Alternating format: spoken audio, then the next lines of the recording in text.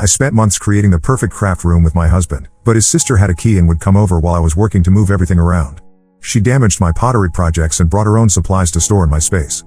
I need to know if I handled this situation correctly because I'm starting to doubt myself. My husband thinks I was right, but his sister is making me feel like I'm the problem here. I'm Sarah, 28F, and my husband Jake, 30M, is a carpenter. We've been married for 3 years and live in a house that Jake renovated himself. About 6 months ago, I decided to turn our spare bedroom into a craft room. I do pottery, painting, and jewelry making as a hobby, and I'd been using the dining table for everything, which was getting messy and inconvenient. Jake was amazing about the whole project. He built custom shelving, installed proper lighting, and even created a ventilation system for my pottery wheel.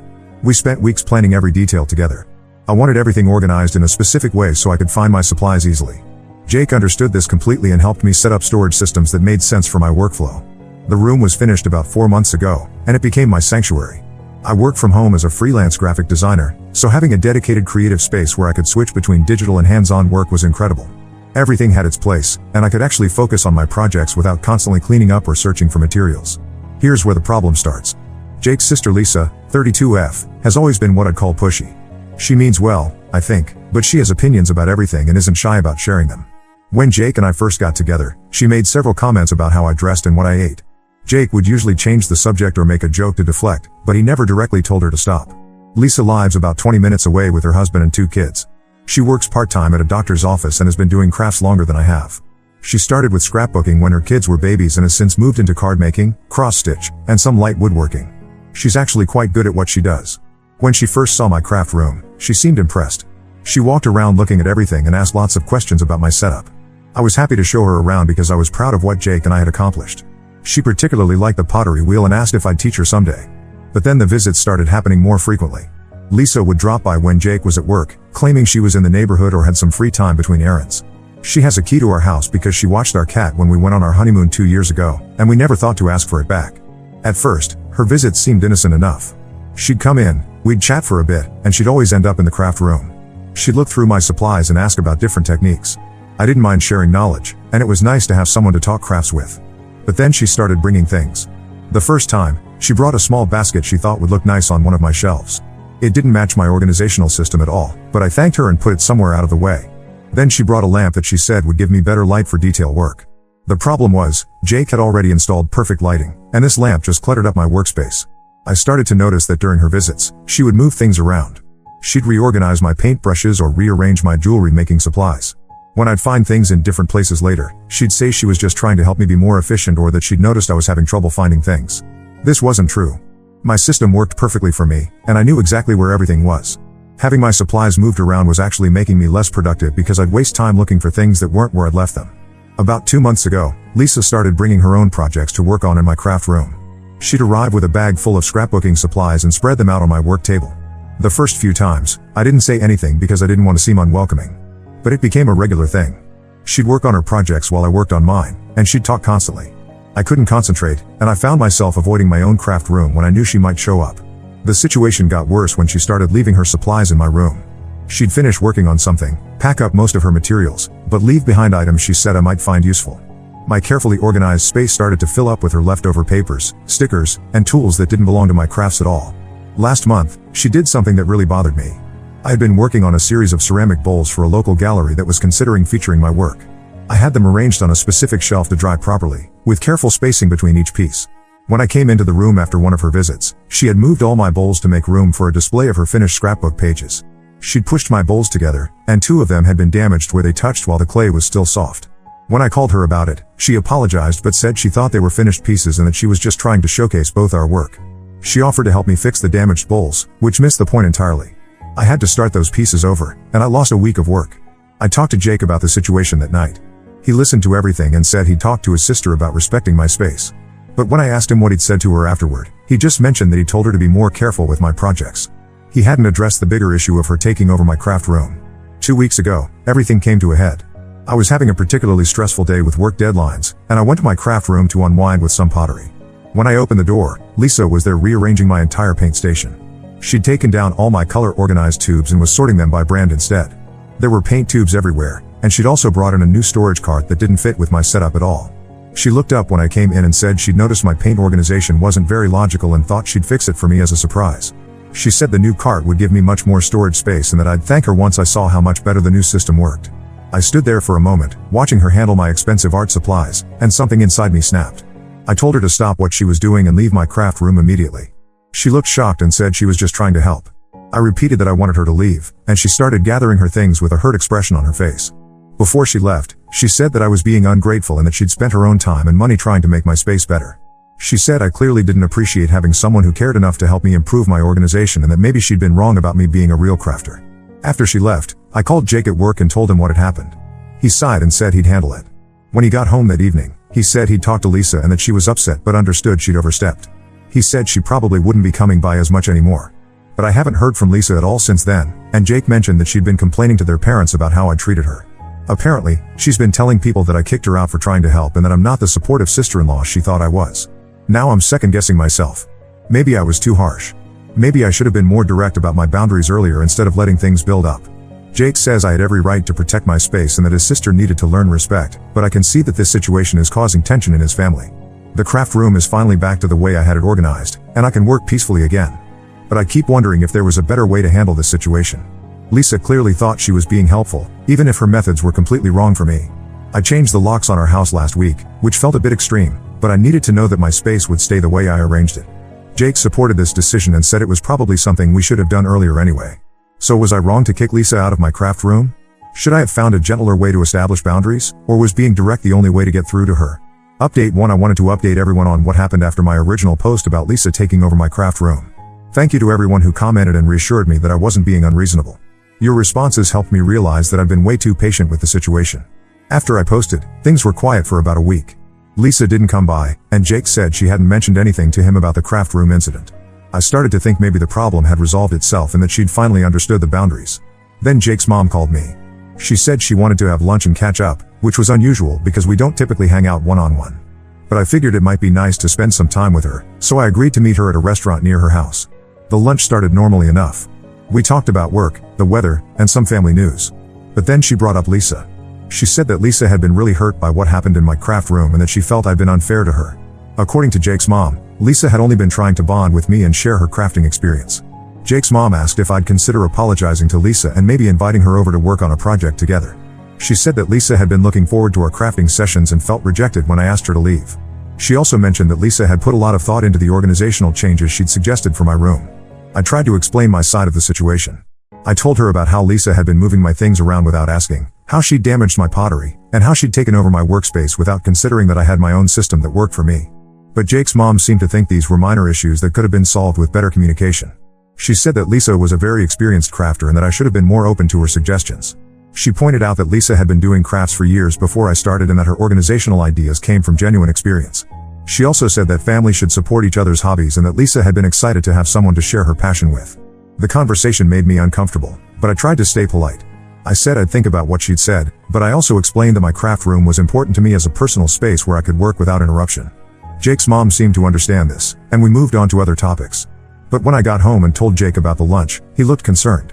He asked me exactly what his mom had said and whether she'd pressured me to apologize. When I told him about the conversation, he got quiet for a moment and then said there was something he needed to tell me. Apparently, Lisa had been talking to everyone in Jake's family about our situation. But she hadn't been telling them the truth about what had happened. According to Jake, Lisa had been saying that I'd yelled at her and thrown her out of the house for trying to help organize my craft supplies. She'd told people that I'd been rude and hostile from the moment she'd started visiting and that I'd never appreciated any of her contributions to my craft room. Jake said his mom, dad, and younger brother had all heard Lisa's version of events and that they'd been talking about how I might be having adjustment issues with joining the family. Lisa had apparently suggested that I was having trouble accepting help and that I might be feeling threatened by her experience with crafts. This was completely different from what had actually happened. Yes, I'd been firm when I asked her to leave, but I hadn't yelled at her or been hostile. And I certainly hadn't thrown her out of the house. I'd asked her to leave my craft room after she'd reorganized my paint supplies without permission, which seemed like a reasonable response to me. Jake was angry about his sister's lies, and he said he was going to set the record straight with his family. But first, he wanted to talk to Lisa directly and find out why she'd been spreading false information about me. The next day, Jake called Lisa and asked her to come over so they could discuss what had happened. She agreed, probably thinking that he was going to ask me to apologize.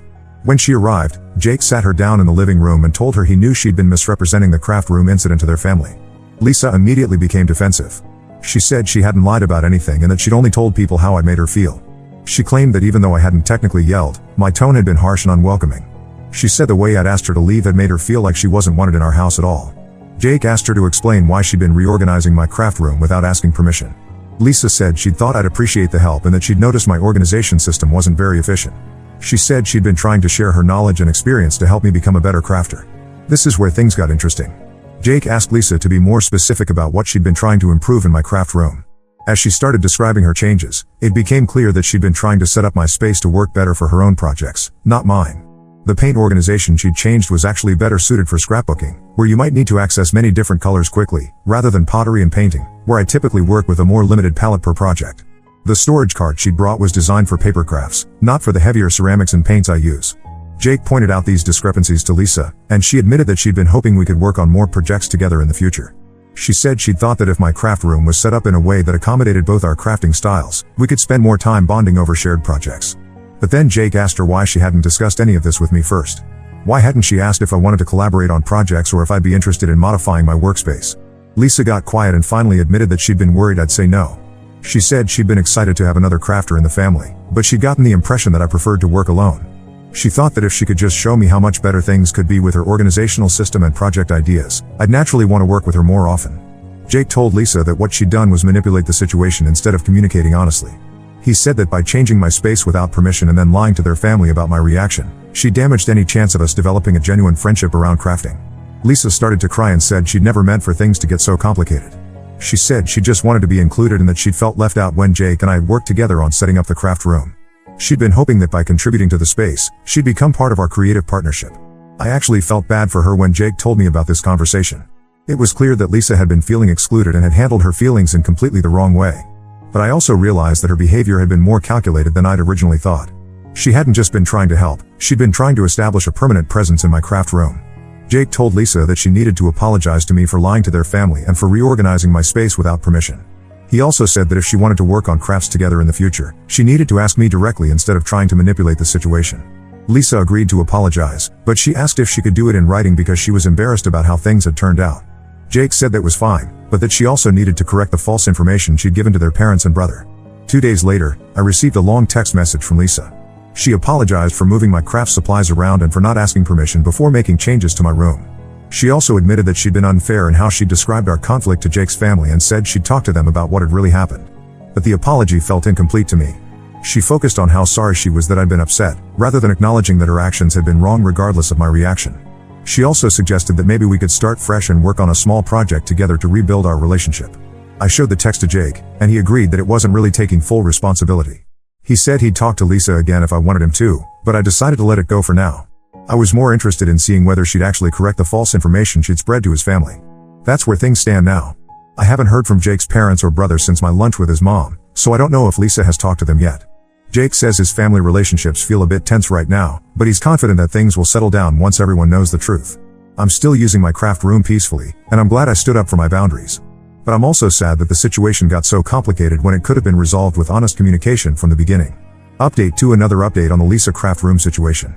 Things have taken some unexpected turns, and I wanted to share what's been happening. After my last update, Lisa did talk to Jake's family about what had really happened in my craft room. Jake's mom called me a few days later to apologize for the lunch conversation where she'd pressured me to make up with Lisa. She said she hadn't realized the full extent of what Lisa had been doing in my craft room and that she understood why I'd been upset. Jake's dad and brother also reached out to apologize for believing Lisa's version of events without hearing my side. The family seemed to be getting back to normal, and I thought the drama was finally over. But about 3 weeks ago, Jake came home from work with a strange expression on his face. He said his coworker had mentioned seeing Lisa at the craft store downtown, and she'd apparently been telling people there that she was helping to organize craft classes in our home.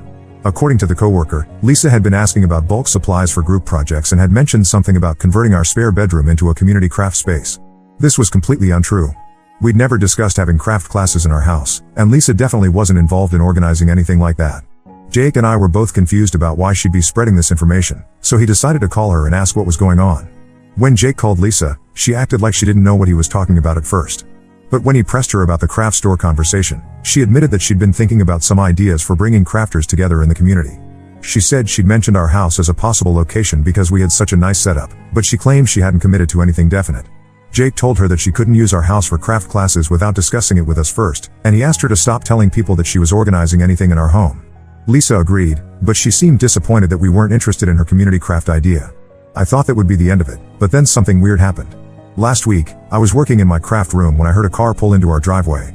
I looked out the window and saw a woman I didn't recognize getting out of a sedan with a bag of craft supplies. She came to the front door and knocked. When I answered, she introduced herself as Jennifer and said she was there for the pottery class. She said Lisa had given her our address and told her that classes started at 2 o'clock on Wednesdays. I had to explain to this poor woman that there were no pottery classes at our house and that Lisa had given her incorrect information. Jennifer looked confused and showed me a text message thread with Lisa where they discussed the classes and the address. In the messages, Lisa had described my craft room setup and had even mentioned that I was an experienced potter who would be teaching the class. Jennifer was understanding about the mix-up, but she was obviously disappointed. She'd arranged her work schedule to attend the class and had been looking forward to learning pottery. I felt terrible for her and ended up giving her the contact information for a real pottery studio across town that offers beginner classes. After Jennifer left, I immediately called Jake at work and told him what had happened. He was furious. He called Lisa right away and asked her to explain why she'd been scheduling pottery classes in our house without our knowledge or permission. Lisa's explanation was that she'd been trying to surprise me with a way to monetize my pottery skills. She said she'd noticed that I'd been working on pieces for the local gallery and thought I might be interested in teaching as a way to earn extra income. She'd apparently been talking to people at the craft store about gauging interest in pottery classes, and when several people expressed enthusiasm, she decided to set up a trial class to see how it went. She claimed she'd been planning to talk to me about it before the actual class happened, but she'd wanted to have everything organized first so she could present it as a complete opportunity. She said she thought I'd be excited about the chance to share my pottery knowledge and make some money at the same time. Jake pointed out that Lisa had made commitments to people without having any authority to do so, and that she'd used our home address without our permission. He told her she needed to contact everyone she'd promised classes to and explain that the classes weren't actually happening. Lisa got defensive and said she'd been trying to do something nice for me and that she didn't understand why we were always so negative about her ideas. She said that other families would be grateful to have someone thinking creatively about income opportunities, and that maybe we were too closed-minded to appreciate her entrepreneurial thinking. This attitude really bothered Jake. He told Lisa that her pattern of making decisions about our house and my craft room without consulting us had to stop completely. He said that if she couldn't respect our boundaries, she wouldn't be welcome to visit our house anymore. Lisa started crying and said that she felt like we were pushing her out of the family. She said she'd only been trying to help and that she didn't understand why everything she did was wrong. Jake told her that the problem wasn't her desire to help, but her method of making decisions for us without including us in the process. After Jake hung up with Lisa, we talked about how to handle the situation going forward. We realized that Lisa had been treating my craft room and our house like they were partially hers to manage, and that she'd been making plans involving our property without any regard for our privacy or autonomy. Jake decided to talk to his parents about Lisa's behavior pattern. When he explained the pottery class situation to them, they were shocked.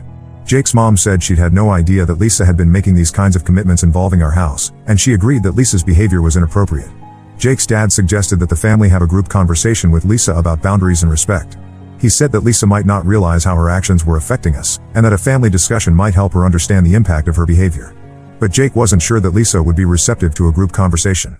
He pointed out that she'd been defensive and tearful in their phone call, and that she seemed to view herself as a victim in the situation rather than acknowledging her role in creating the problems.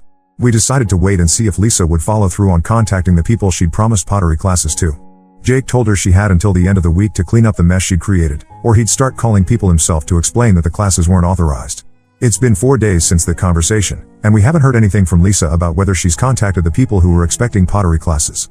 Jake's planning to call her tomorrow to check in, and if she hasn't handled the situation, he's going to start making calls himself. I've been thinking about whether there's any way to salvage a relationship with Lisa, but I'm starting to realize that her behavior pattern might be more deeply ingrained than I originally thought. She seems to have trouble understanding that other people's homes and projects aren't hers to manage, even when the boundaries are clearly explained to her. The craft room is still my peaceful sanctuary, and I'm grateful that Jake has been so supportive throughout this whole situation. But I'm also sad that what started as a simple boundary issue has turned into such a complicated family drama. I'll update again once we know how Lisa handles the pottery class situation and whether Jake's family conversation idea moves forward. Update 3 Final update on the Lisa craft room saga. This situation has come to a conclusion, though not the one I was hoping for. After my last update, Jake called Lisa to check whether she'd contacted the people who were expecting pottery classes at our house. She hadn't done it. She told Jake she'd been too embarrassed to call them and ask him to handle it instead since he was the one who was making such a big deal about the situation. Jake spent an entire evening calling people and explaining that there had been a misunderstanding about pottery classes. Most people were understanding, but a few were annoyed because they'd rearranged their schedules or made childcare arrangements to attend. One woman had even bought clay and tools specifically for the class. Lisa's refusal to clean up her own mess was the final straw for Jake. He told his parents that he was done trying to work things out with his sister and that she wouldn't be welcome at our house anymore.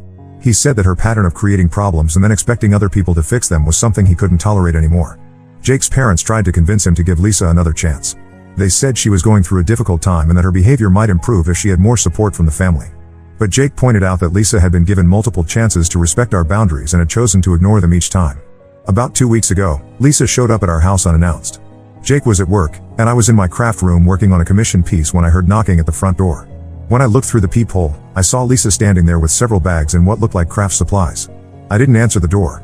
After about 5 minutes of knocking, Lisa walked around to the back of the house and tried the back door. When that was locked too, she sat down on our back porch and started unpacking her bags. I could see through the window that she'd brought scrapbooking supplies and what looked like materials for setting up a workspace. I called Jake at work and told him what was happening. He left his job site immediately and came home. When he arrived, Lisa was still on the back porch with her supplies spread out around her. She'd apparently been planning to work on projects outside until someone came home and let her in. Jake asked Lisa what she was doing at our house. She said she'd been thinking about our conversation regarding the pottery classes and had realized that maybe she'd been going about things the wrong way. She said she'd brought her own supplies so she could work on projects without touching anything in my craft room, and she thought we could craft together in a way that respected my boundaries. Jake told Lisa that she couldn't just show up at our house without being invited and that sitting on our porch with craft supplies wasn't respecting our boundaries. He asked her to pack up her things and leave.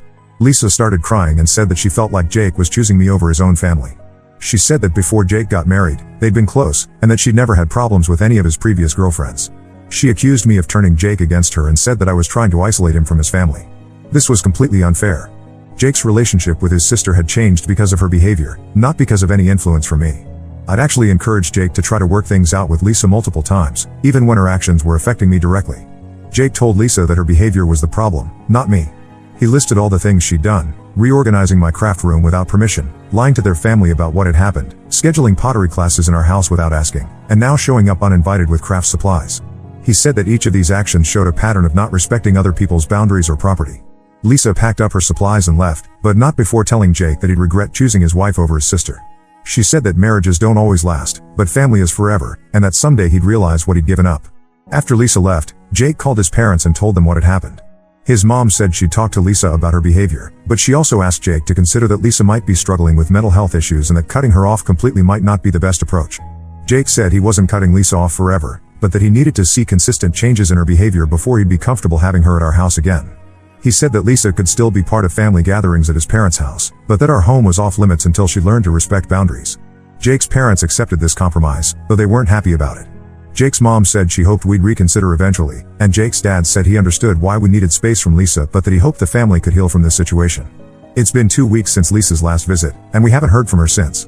Jake's parents have mentioned her a few times in phone calls, but they haven't pressured us to reconcile with her. Jake's brother has been supportive of our decision and has said that he'd noticed Lisa's boundary issues in other situations as well.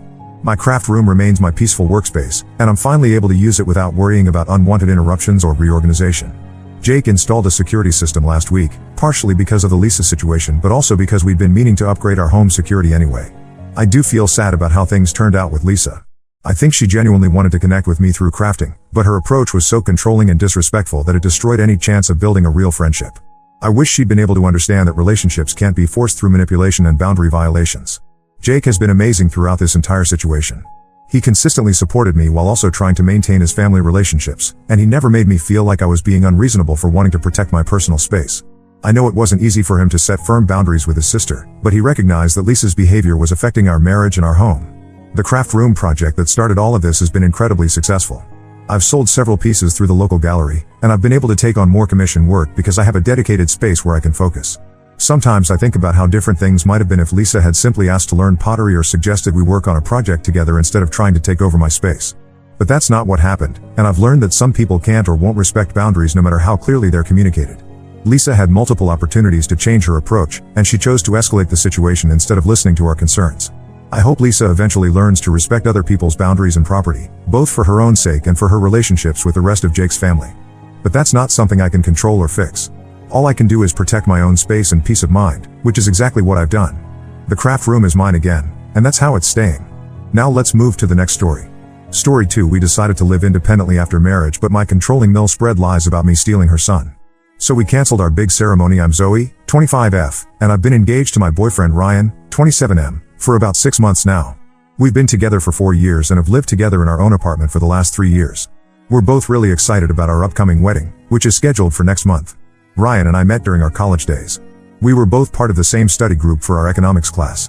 I remember being drawn to his quick wit and infectious laugh. We started as friends, often grabbing coffee after study sessions, but it didn't take long for us to realize there was something more between us. Our first date was at a local pizza place, where we ended up talking for hours, long after we'd finished eating. Ryan comes from a very close-knit family.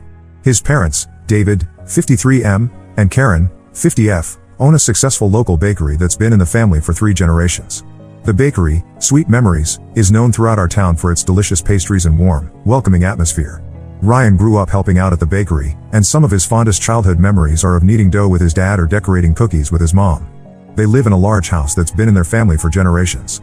It's a beautiful Victorian-style home with a wraparound porch and a big backyard where they often host family barbecues in the summer.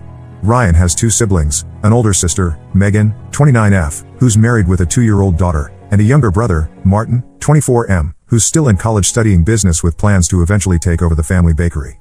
When Ryan and I first started dating, I got along great with his family. Karen was always warm and welcoming, often inviting me over for Sunday dinners and teaching me some of her secret family recipes. I enjoyed spending time with them during holidays and family gatherings. I come from a smaller family, it's just me and my parents, who live a few hours away, so I love the bustling energy of Ryan's large extended family. I have fond memories of my first Thanksgiving with Ryan's family. Karen went all out, cooking a feast that could have fed an army.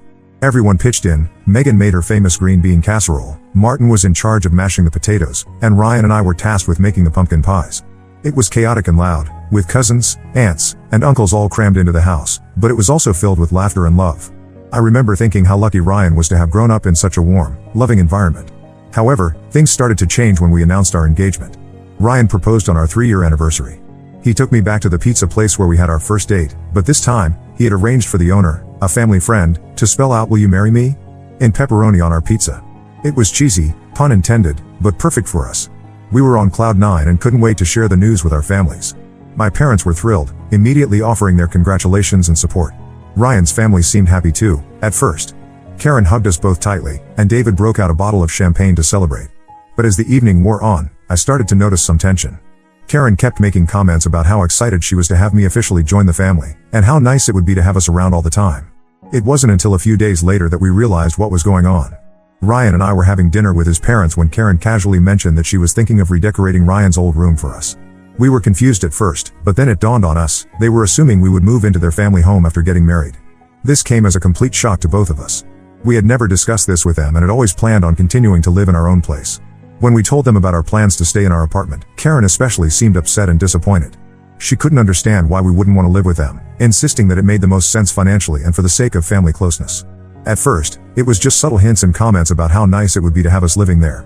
Karen would mention how lonely the house felt with just her and David, or how much easier it would be for us to save money if we didn't have to pay rent. But as the wedding got closer, the pressure intensified. Karen started talking about how she was preparing Ryan's old room for us, buying new curtains and bedding. She talked about how excited she was to have us there, to be able to have breakfast together every morning and family dinners every night. We tried to gently remind her that we had our own place, but she just brushed it off, saying things like, "Oh, you'll change your mind once you see how nice it'll be." Things came to a head last week when we had dinner at Ryan's parents' house. It was supposed to be a nice family dinner to discuss some wedding details. Megan and her husband were there with their daughter, and Martin had come home from college for the weekend. Everything seemed fine at first, with everyone cooing over Megan's daughter and talking about Martin's classes. But then Karen brought up the topic again, asking when we planned to move our things over. When we firmly told her that we weren't moving in, she got visibly upset. The room fell silent, and I could feel everyone's eyes on us. David tried to calm her down, but she went on a long rant about family values and how we were abandoning them. Karen accused us of being selfish, saying that families should stick together and that by choosing to live on our own, we were rejecting them. She brought up how Megan and her husband lived there, how it had always been the plan for all her children to live in the family home.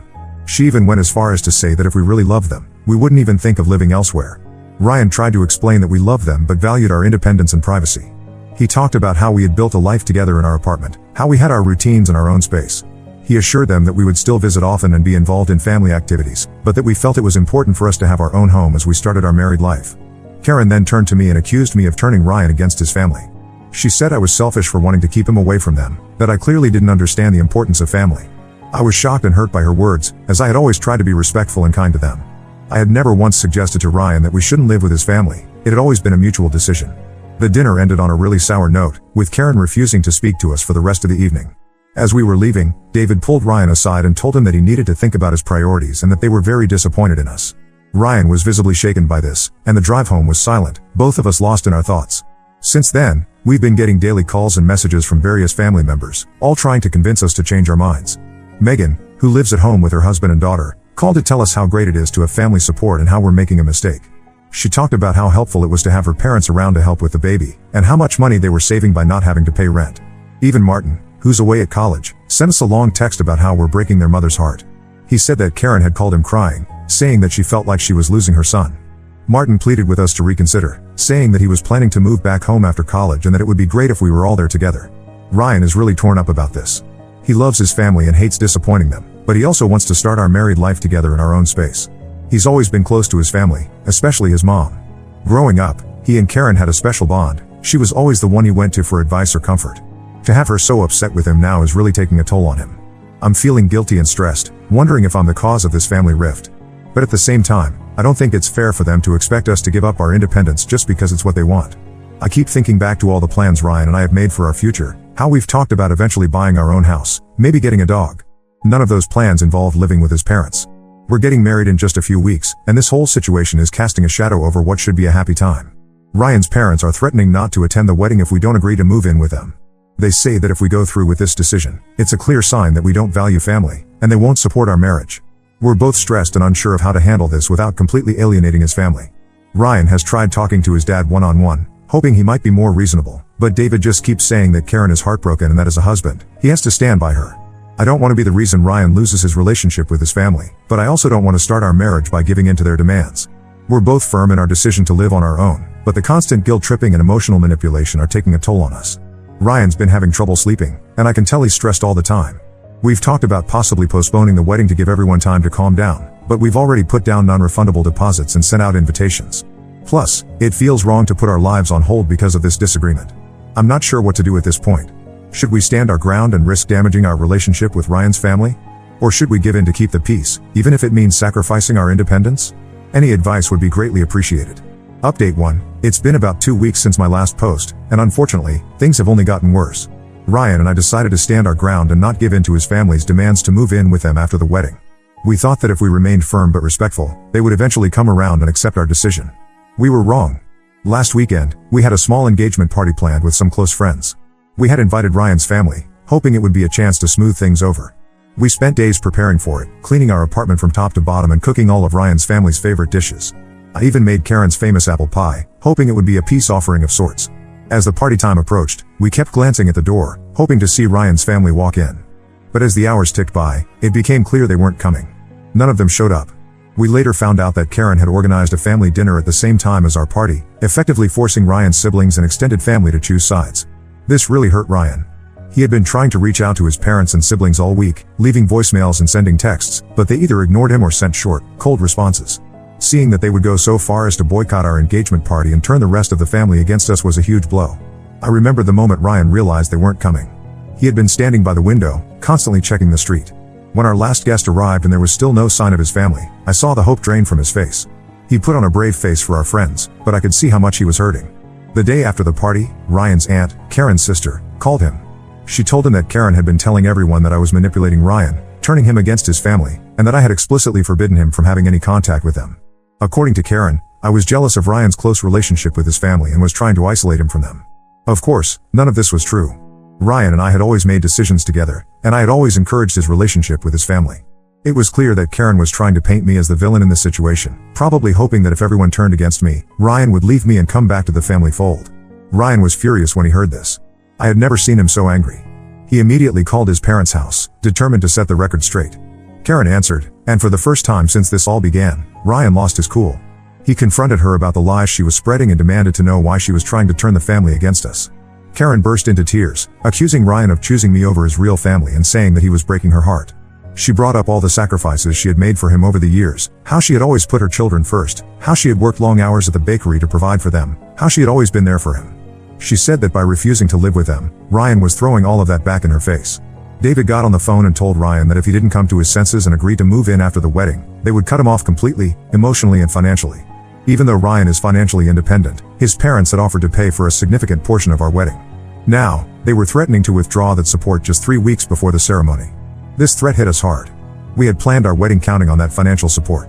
Without it, we would struggle to pay for everything we had already booked and arranged. It felt like they were using their financial leverage to force us into compliance. We spent the next few days in a daze, trying to figure out what to do.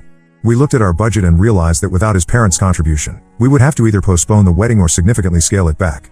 Ryan was torn between standing up for our decision and not wanting to hurt his family or ruin our wedding plans. I suggested we could take out a loan to cover the costs, but Ryan was hesitant to start our married life in debt. We considered asking my parents for help, but I knew they couldn't afford to contribute much more than they already were.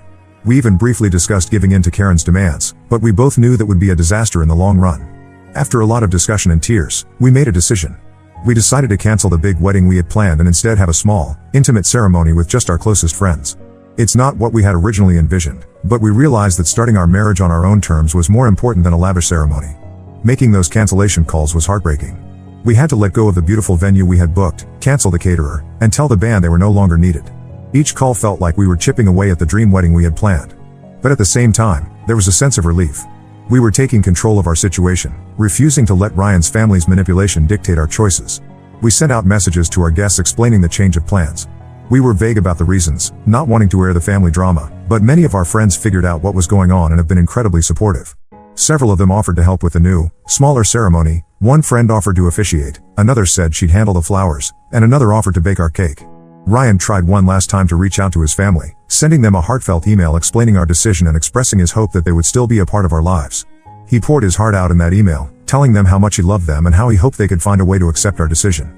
He reassured them that us living separately didn't mean we were cutting them out of our lives, and that we still wanted them to be a big part of our future. So far, we haven't received any response. As for me, I'm struggling with feelings of guilt and anger. I know I'm not really to blame for this situation, but it's hard not to feel responsible for the rift in Ryan's family. I keep wondering if there was something I could have said or done differently to prevent things from getting this bad. At the same time, I'm angry at how manipulative and cruel they're being, especially Karen. It hurts to see how much pain they're causing Ryan, and I'm finding it hard to imagine ever having a good relationship with them again, even if they do come around. Ryan is putting on a brave face, but I know he's hurting deeply. He's started seeing a therapist to help him process everything that's happening. I can see how conflicted he is. On one hand, he's angry at his family's behavior and sure of our decision, but on the other hand, he misses them terribly and feels guilty for disappointing them. There are moments when I catch him looking at old family photos with a sad expression, and it breaks my heart. We're trying to focus on our love for each other and the life we're building together, but it's hard when this dark cloud is hanging over us. We're both having trouble sleeping, and there's a tension between us that wasn't there before. We're not fighting, but there's a heaviness in our interactions, a sadness that we can't seem to shake. Our new, smaller wedding is in just 2 weeks. We're both anxious about whether Ryan's family will make any last-minute attempts to disrupt it or if they'll maintain their silence. We've warned the few friends who will be attending about the situation, just in case Karen or anyone else tries to show up and cause a scene. It's sad that we even have to consider these things for what should be the happiest day of our lives. Either way, we're determined to go through with it and start our married life together, with or without their blessing. We know it won't be easy, but we're committed to supporting each other through this difficult time. We're hoping that once we're married and they see that we're happy and doing well on our own, maybe they'll come around. But we're also preparing ourselves for the possibility that this estrangement might be long-term or even permanent. I never imagined that planning our wedding would be like this. Instead of choosing flowers and tasting cakes, we're strategizing how to handle potential family drama and mourning the loss of relationships we thought would last a lifetime. But through it all, Ryan and I have grown closer. We're facing this challenge as a team, and I know that whatever happens, we'll get through it together. Update 2. It's been about a month since my last update, and a lot has happened. Our small, intimate wedding ceremony took place 2 weeks ago, and while it wasn't what we originally planned, it turned out to be a beautiful and meaningful day. In the days leading up to the wedding, we braced ourselves for potential drama from Ryan's family. We had nightmares about Karen showing up and causing a scene, or about receiving a cease and desist letter from a lawyer. The stress was taking its toll on both of us. Ryan was losing weight and I was breaking out in stress-induced hives. To our surprise, we received a text from Megan, Ryan's sister, 2 days before the ceremony. She said she and her husband wanted to come to the wedding and that she was sorry for how things had escalated. We were cautiously optimistic and told her we'd be happy to have them there, but we also warned her that if this was some kind of ploy orchestrated by Karen, we wouldn't hesitate to ask them to leave. On the day of the wedding, Megan and her husband showed up. It was a bit awkward at first, but they seemed genuinely happy to be there. Ryan was emotional seeing his sister, and they had a long, private conversation before the ceremony. Megan explained that she had started to see how manipulative their mother was being and that she didn't agree with how Ryan was being treated. She said Martin, their younger brother, felt the same way but was afraid to go against their parents. Megan shared some details about what had been happening at home. Apparently, Karen had become increasingly erratic, oscillating between bouts of tears and fits of rage. She had been calling Ryan's childhood friends, telling them not to attend the wedding. She had even gone so far as to call my workplace, trying to convince my boss that I was unstable and should be fired. Thankfully, my boss knew me well enough to dismiss Karen's claims. However, Ryan's parents and younger brother were noticeably absent. We later found out that Karen had forbidden Martin from attending and had apparently thrown a fit when she learned Megan was going. Despite this, we tried not to let it overshadow our day. The ceremony itself was lovely. We held it in a small, picturesque park near our apartment. Our close friends rallied around us, helping with everything from setting up chairs to taking photos. The intimate setting allowed us to really feel the love and support of those present. Ryan was emotional during his vows, and I could tell he was thinking about his absent family members, but he also seemed more certain than ever about our decision to start our life together on our own terms. After the ceremony, we had a small reception at our favorite local restaurant. The owner, who knew about our situation, had closed the place to other customers and decorated it beautifully for us. It wasn't the grand reception we had originally planned, but it was perfect in its own way. We danced, laughed, and celebrated with the people who truly cared about us. After the wedding, we went on a short honeymoon. It was a much-needed break from all the drama, and it gave us time to reflect on everything that had happened and to start planning our future. We spent long hours talking about what we wanted our life together to look like, how we would handle future interactions with Ryan's family, and how we could build our own traditions and support system. When we returned, we found out that Karen had escalated her campaign against us. She had apparently been posting on social media about how her son had abandoned the family and how I had stolen him away. She shared old family photos with captions about how happy they used to be before I came along. Some extended family members and family friends had been reaching out to Ryan, concerned about what they were hearing. Ryan decided it was time to set the record straight. He wrote a long, detailed post explaining our side of the story, how we had always planned to live independently, how his parents had tried to manipulate us into moving in with them, and how they had ultimately chosen to cut us off when we didn't comply with their demands. He was respectful but firm, making it clear that while he loved his family, their behavior had been unacceptable. The response to Ryan's post was overwhelming. Many family friends and even some extended family members reached out to offer their support. They shared stories of how Karen had tried to control their lives too, and how they had struggled with setting boundaries with her. It was eye-opening for Ryan to realize that this wasn't just about us, but part of a larger pattern of behavior. Megan called us a few days after Ryan's post went up. She said that Karen was furious about the post and had been ranting about taking legal action for defamation. We're not too worried about that, as everything Ryan said was true, but it's still stressful to think about. On a more positive note, Megan said that Martin had read the post and it had really opened his eyes to the situation. He's still living at home while finishing college, so he's in a tough position, but he sent Ryan a supportive text. It meant a lot to Ryan to know that his siblings were starting to understand and support our position.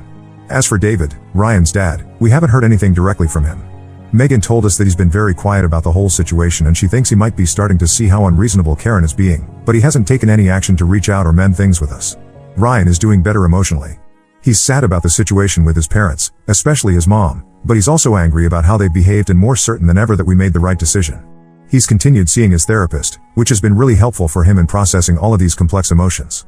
We're focusing on settling into our married life and making plans for our future.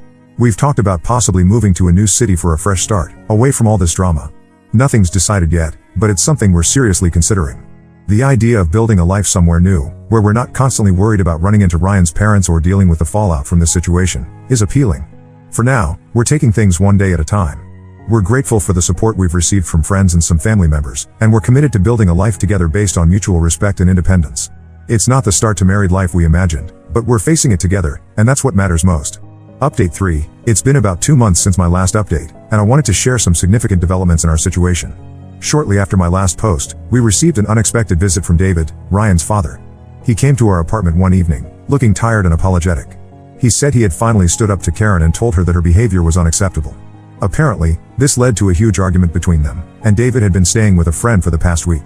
David apologized profusely for not intervening sooner and for allowing Karen's manipulative behavior to go on for so long. He admitted that he had always known it was wrong but had found it easier to go along with her demands than to confront her. Ryan was emotional during this conversation, expressing both his hurt at David's previous inaction and his appreciation for him finally taking a stand. We learned from David that Karen's behavior had been escalating. She had been calling and harassing our wedding guests who had attended our ceremony, accusing them of betraying the family. She had also shown up at Megan's house and created a scene when Megan refused to cut ties with us. This had apparently been the last straw for David. David told us that he was seriously considering separation from Karen if she didn't agree to seek professional help for her behavior. He asked for our forgiveness and expressed hope that we could rebuild our relationship, though he understood if we needed time. Ryan was cautiously optimistic about reconnecting with his father, but we both agreed that we needed to take things slow. We made it clear to David that while we appreciated his apology, we wouldn't consider any reconciliation with Karen unless she took responsibility for her actions and got help. A week after David's visit, we received a call from Martin. He told us that the situation at home had become unbearable. Karen's behavior had become increasingly erratic, and he no longer felt comfortable living there. He asked if he could stay with us for a while until he figured out his next steps. We agreed, happy to be able to support Ryan's younger brother. Having Martin stay with us has been a positive experience.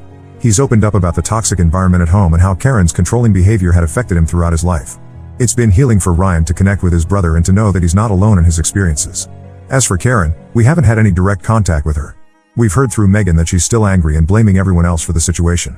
David is proceeding with a trial separation and has encouraged her to seek therapy, but so far, she's refused. This whole experience has been a roller coaster of emotions, but Ryan and I feel stronger as a couple. We've had to navigate some really tough decisions and stand firm in our boundaries, which has ultimately brought us closer together. We've decided to put our plans to move to a new city on hold for now. With Martin staying with us and the possibility of rebuilding relationships with some family members, we feel it's important to stay nearby for the time being.